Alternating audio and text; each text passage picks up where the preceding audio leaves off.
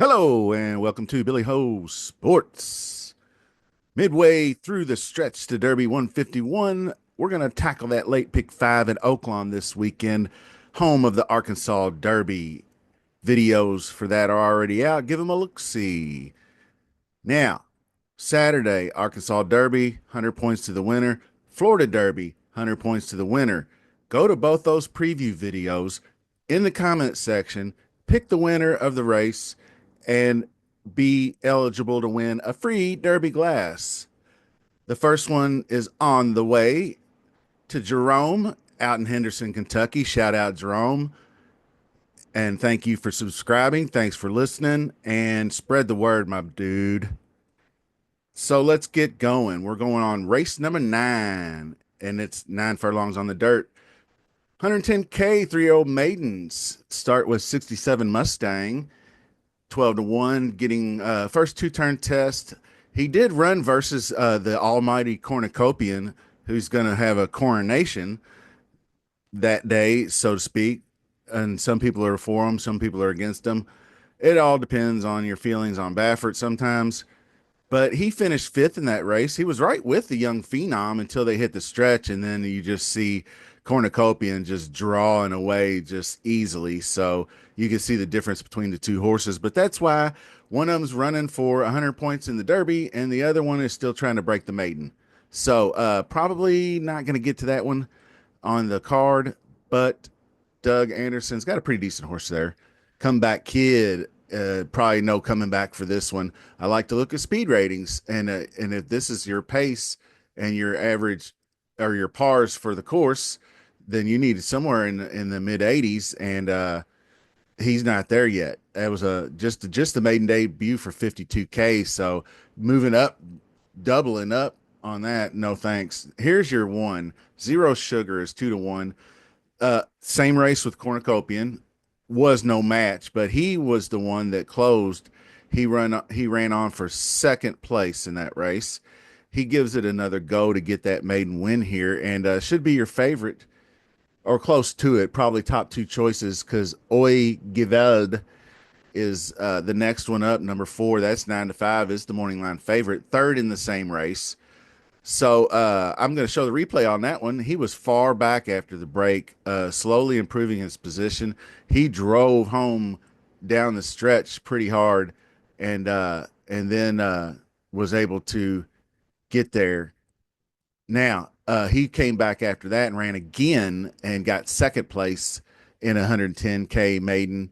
So eligible to improve, third off the layoff, 21% for DeVito.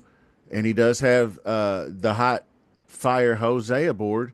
So he's able to draw Jose. So Jose must like this horse, I would say. Out of game winner, half brother to that gaming, Bob Baffert horse gaming. So interesting there. Fever Night is 8-1. Kenny McPeak. This one I'm not looking at. It's tried Keeneland, Churchill Downs, Aqueduct, Fairgrounds, all as a 2-year-old. Now at Oaklawn Park, he did run third, but he just really, although this 85 was a pretty decent rating, and that probably puts him in the ballpark for speed. Kenny McPeak just doesn't have the competitor, the 3-year-olds this year like he did last year. Wise decision probably would be not to put him on your pick 5 ticket. I'm going to pass on the 6 and the 7 for time purposes. Zarden, 10-1. Brad Cox by City of Light. Working well heading into the race. Didn't really handle. Ran really well in the opening 6 furlong, and then mile and a 16th stretch out, just didn't handle it as well. He didn't have the punch down the stretch, but maybe just lacked a little focus. So we're going to turn the blinkers on for that one. And first time blinkers, 26%. This is Brad Cox, Flavian Pratt. So it's a must use, in my opinion, because you don't want to get left out. And 10-1's not bad value for the closer. So he's just learning how to close, and maybe the third race out is going to be a second route race. He's 30%. Cox is just so good in these conditions with the youngsters. So definite threat to win the race. Number nine, Just Classic. Connections have a poor record pretty much right now, and is by Justify, which is interesting enough, but ran third at 79-1 in the maiden, which was won by Clever Again, who's Clever Again running in Sunday's card in the Hot Springs, and that's a good looking horse, Clever Again. So Just Classic, a pretty good third here, and the speed was there. So definitely a big improvement, but not going to go with that because I just the connections with Torres and Ashford, not really all that for me. Kavanaugh, Spurgeon, not really much left on the field for me. So we're going to kick things off going 3, 4, 5, 8 for the first leg. So here's the 8, obviously Zarden, and then 3, 4, 5. So I am going to put Fever Night in there. And then 3, 4. So I think I had the extra cash, and maybe I must have saw something the first time around uh, with Fever Night closing to fourth, and I think all these mile and 16th races, he's got plenty of juice in the tank. So if you run into a situation where you've got a few too many in your spread and your ticket's a little too high, the first one out would be Fever Night. So let's go to race 10 and take a look at that one. And this one is going to be a 6 furlong sprint. This is the Eclipse Overnight. Got a couple of interesting takes here, so let's get into it. 4 years and up. And so you will see, let's see, we'll start with number one. Get Her Number. May have a tough time doing that since now the guy's newly gelded, and that's not really going to go well with the ladies. So returning to dirt, drops down. Big. He's got some back class. Been off for more than a year. That's really tough ask for a horse. But this down here with the Cigar Mile uh, was Mind Control, and that was White Abario that he beat. How about that? And look, these numbers are huge back in the day. Uh, did more graded stakes racing in the middle, but you can see the fall off right here. And then they tried him at Kentucky Downs in the Mint Million, and that was a disaster. So Peter Miller put him on the shelf, and I guess they decided that, hey, uh, dude's ready to rock after the gelding. So anyway, Just Steel. This is the one I wanted to talk about. This is by Justified. D. Wayne Lucas. Nick Juarez is going to ride. This one I was really hip on after this really good race in the Arkansas Derby, where he was right there with Muth and actually beat Mystic Dan, who went on to win the Derby, obviously. And then he was just beat to hell in the Kentucky Derby, and just tried but failed. So Preakness, but the problem was, and I mentioned this in a previous video, D. Wayne ran him a little bit too much, in my opinion. I mean, he never got a break from the opening tap. You know, he ran like 8 straight or however much is in this cycle, 3, 6, 8, yeah. And then after the Preakness, they decided to shelve him.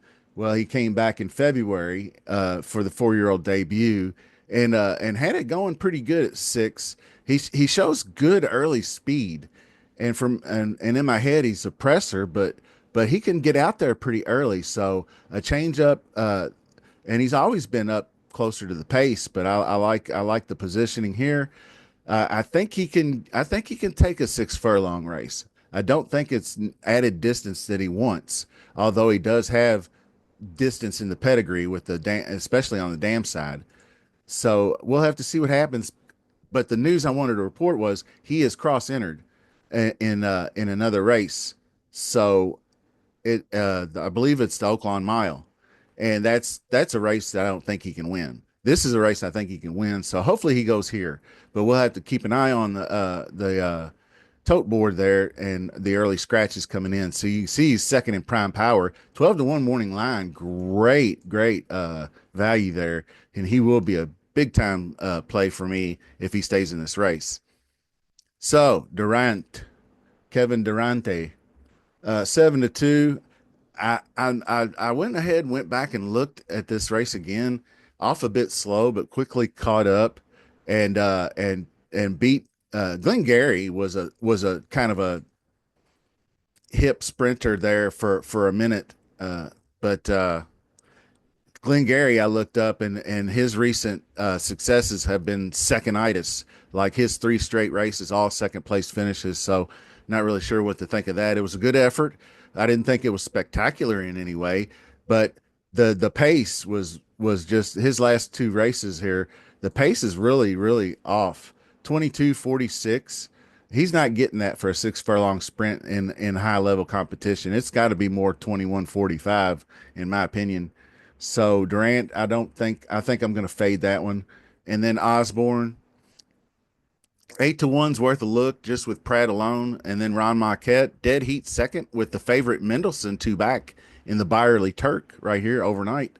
Good race there. And that was with Leparoux aboard. And then Santana. And now he gets Flavian Pratt, who is the stud jock right now. So a definite factor. Now, Wendelson is probably the favorite, 9 to 5. Tyler Bacon, Chris Hartman, 102 for this 6 furlong romp for 130 down here. That was tight. And then comes back in the Commodore and just couldn't quite get there as the favorite. Was beaten by Booth, but you could see if you look in the italics, that means that Booth went out and won his next outing, and that outing was the Grade 3 Whitmore Stakes. So he stepped up and then won. So that bodes well for a key race for Wendelson, son of Mendelssohn. So Wendelson's definitely going on the card, and this one is too. Ninja Warrior just coming off a nice 6 furlong win, the N2X company, and just stalking and then tearing them up down the stretch. Uh, just really good looking race after I went back and watched the replay of it. Second place before that with Hernandez, T-Gaff, and now we got Fran Arietta, who's a solid 16% winner. That's fine with me. And in the comments, this is what I like to read in comments. Set down, that means the jockey was asking him for his best, and then he was determined to get there and determined to win the race. Got there in time. Ninja Warrior. What the? And now, Happy American. I have been doing this a little while for, and I probably have covered this horse in many of these races, like the Lucas Classic, the Tenacious, and probably the Ben Ali, and a whole bunch of other ones. And whoever David Jacobson, God bless him, keeps running him in these stakes races, and he can't beat his way out of a wet paper bag. So I don't understand why they keep running him versus these people, and then they drop him in for an OC 80, and he can't win that either. He's 17 to 1 in that field, so that tells you what people think of this horse. So he just keeps entering these races. So I keep saying pass, and then pass on Willow Creek too. Attache was one I looked at, 15 to 1, decent contender, might get a slice, fill out the super. Uh, Lunar Module, kind of similar, good speed, success versus allowance, maybe gets a slice, but not going on a ticket. Really good speed though, 92, 93 here in the wins. But this is that's a little bit light on the stakes level competition, but most of these horses don't have much. This is state bred.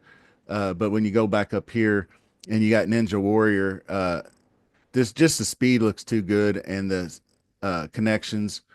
So we're going to go 256, which is Ninja Warrior, obviously Wendelson, and then we're going to go with Just Steel if he's in the race. Now, if Just Steel does decide to go to the mile, maybe we would just throw in Durant just to fill out that third horse. So let's move on. Race number 11 is the American Pharaoh overnight. So we'll go a mile and a 16th around the dirt, and the number one Bishop's Bay, likely 7 to 2, solid. Brad Cox, Flavia Pratt was entered in the race last week at Louisiana Downs, the New Orleans Classic, and was scratched out of that. So I don't know to be concerned about that or not. But this is a much better landing spot. But although after we saw what Sierra Leone did performance wise, this horse probably could have won that race. And I was pretty high on him. If you remember my previous videos where he raced up against Arcangelo, two fills, he was really on the trail here, post Derby trail, I should say, and then was derailed after the Ohio Derby, comes back, wins second, wins, and in the 62 just kind of running them into shape. I think Brad Cox was doing here, and now ready for prime time, a little prime time action in here. So this one's going to be rock chalk, likely single. I'm not going to go too far down, but I do like to look at the prime power where he's not really that much higher than the next ones up. Quality chick, uh, no thanks. The speed's there, but the connections aren't. Been off for a couple of months. Mile and an eighth in the mud. Ran second, so pretty solid effort there. Uh, this one I'll probably have to look in a single race bet, probably underneath use. Bendug is a definite contender. I This one's the one I had Bendug and Krupe in that exacta right there in the suburban. And Bendug ran a pretty good race, and Krupe caught him. So he's gone up against some really high level competition himself. Krupe, Skippy, long stocking. So he's got some dudes here that he ran up against. He almost got to disarm in this 80K in March. You can see right here with Bejarano aboard. Now he gets Johnny V, a little more tactical, sired by Gunrunner. This is a solid choice too. So maybe not so much singling, but a good looking horse. Bendug. The Magic Tap is number 4. That's third in prime power for Steve Asmussen and Keith Asmussen. We're going to pass. Mark Cassidy brings full screen to us. Ramon, really good effort in the Razorback to run fourth. That was a really strong race with first submission and Alexander Helios. So got some good competition. Third in the tinsel at extremely fast in the mud right here. So this one's got some chops coming in off the layoff. Going to be dropping in class. Interesting one to say the least. Liberal Arts, Brad Cox, Florent Geroux, fifth season. This was a really good race. Finished third. Nice close with the Wine Steward. Wine Steward's a horse I really like in his upcoming race. We'll talk about that. Uh, 92 previous. Good early fractions here, too. So, an interesting one. Also, I like the combination of Cox and Giroux. And now Maycox Bay, the 7 horse. Mineshaft, another good run. Louisiana, grade 3 competition, solid finish. Winner at the OC level. So this one is a tough one too, dropping in class as well. Maycox Bay is going to be a formidable. I'm McDreamy, no thanks. He's cross entered in another race, but I don't think he's got a shot in either one. Honor Marie, an interesting one. 4-year-old one I was high on coming into the Kentucky Derby because I was so impressed with this Kentucky Jockey Club win, and then not so much in the Risen Star, but then ran second in Louisiana Derby. Was right there with Catching Freedom down the stretch, and Catching Freedom just got up by just a length over, so really close down the stretch there in that one, and then just the eighth. It wasn't a bad. He got really rough trip in the Kentucky Derby, really rough trip in the Belmont, then was just completely run off the track in the Travers. So might be the spot now. If they get a blinkers come off, if this pace is contested hot, Honor Marie is definitely one to be looking at. Sharp workout, but it's been on for 7 months for Whit Beckman. Does get Jose aboard. So I don't know if I'll wait and see on this one. Sometimes it's better to be early than late. 5-1 morning line. We'll see what the tote board says, and we'll come back to that one. Black Powder, Mike Maker, not bad horse, 90s in the speed ratings. Probably won't make the ticket. We can't spread everybody out, but one that you might want to look, sired by Gunrunner, all the good qualities of a presser. Nice close here at 62 to get the win. So one that I would probably look at for exotics, and that's race number 10 for you, or race number 11. My bad. So to round things out for number 11, after taking a second look, I am going to single the one Bishop's Bay. I just feel really good about the inside post here on this, and Flavian Pratt aboard and Brad Cox. I think he must have realized that this was a better spot for him. So we're going to go with Bishop's Bay in the single and trust our dude, Brad Cox. Now let's jump to race 12, which is the Fantasy. The Phillies. This is a big time Kentucky Oaks prep race, and it's likely I'm likely leaning quiet side. I just love this filly. She's coming along really good. I mean, it's good cheer one, quiet side two, in my opinion. Simply joking might be three if I ranked them. So take charge, my lady. Uh, McPeak and Hernandez not looking like a repeat for either race that they won last year, Oaks or Derby. Uh, got destroyed in the Honeybee, no thanks. California Sunset, that's Brad Cox and Florent Giroux. Uh, he's either trying to get rid of her with these optional claimers or not really sure what's going on there, but I'm going to pass. Kinsey Queen, the McKenzie crop this year, not performing up to par. Was a nice second place run here, but I'm going to pass on that one as well.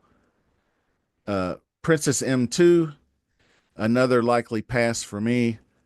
Beaten by weaker, fell as favorite, all this stuff for D'Amato. Not this time, obviously, for me either. Now, here's Quiet Side, the winner of the Honeybee. Now, to come back and win the Honeybee and the Fantasy would establish yourself as like a I wouldn't say Torpedo Anna, but it's a strong push for this year's Kentucky Oaks. So Quiet Side definitely going on the list here. I mean, that honeybee was outstanding.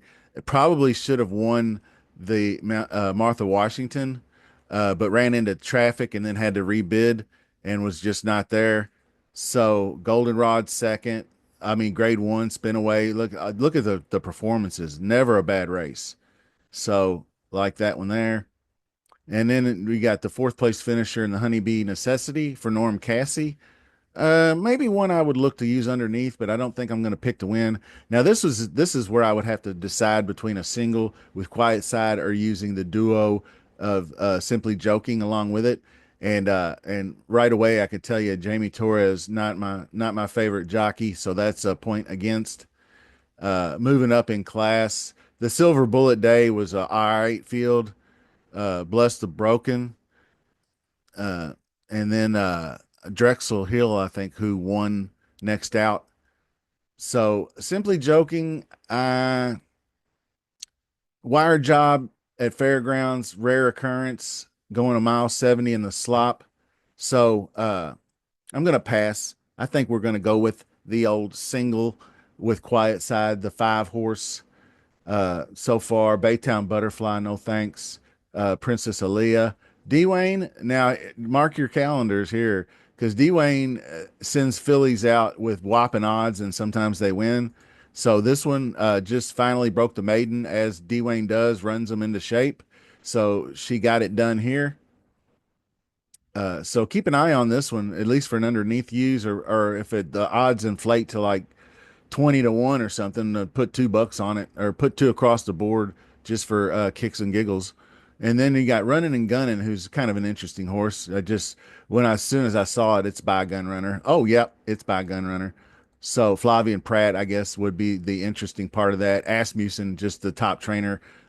He's just his worldwide or United States wide operation is just huge. But the big dip in the speed down to 73, even though she still won. So I'm gonna pass and we're gonna go Quiet Side, the 5 horse, for our single in that one. Now, and the fifth leg is going to be the Arkansas Derby. Now, this one's gonna be fun. Go watch the preview video. It's a pretty good one. But we'll put a bow on it right here because we've been talking about this on X and other forums. It's basically going to come down to, I think, the well, not the three horses you see here, but two of the three, Sandman, Cornucopian, and the horse named Publisher. I don't like any of these to win first division, Brad. But here's Publisher. This is Asmussen Pratt, blinkers on, had the tough Southwest where he was interfered with, and then went to the Rebel and was just that was cold battle and Matticat rode all day, and then Sandman got the third, and but this one got fourth. It was a really quality effort, really, for such a tough race to try to keep up with, and maybe just got way too far behind early, and maybe the blinkers will help solve that problem. Because if you're a presser, you don't want to be coming from dead last. That's sustained closing. You want to be in this fifth spot, closer to the pace in the first call. So you want to be like this, sixth. You want to be fourth and then creeping. So a little bit closer up to the pace. Pratt, second time riding, will have a better idea of what to do with her or with him. Buy American Pharaoh, so nothing wrong with that. Run all day, average wind distance. So pretty strong pedigree there. Even though, well, 1.8 is it's a solid enough SPI, which is sire production index. 1.0 is the average, so above average. Best Friend Rocket, there's another Dwayne bomb, so look out for Best Friend Rocket. I watched this race here where he won by a head. Really, really gutsy effort. Long drive, was in between horses and was kind of squeezed back a little bit and then pushed through a tight spot and got the win. That was very impressive. So Best Friend Rocket, one to keep an eye on. I will use underneath in a single race bet, definitely. Speed King, can he bounce back from the effort in the Rebel where he was out there but didn't get the lead and then just seemed to lose interest from there and came up empty down the stretch? Will he bounce back? I don't know. If horses just can't continue to just wire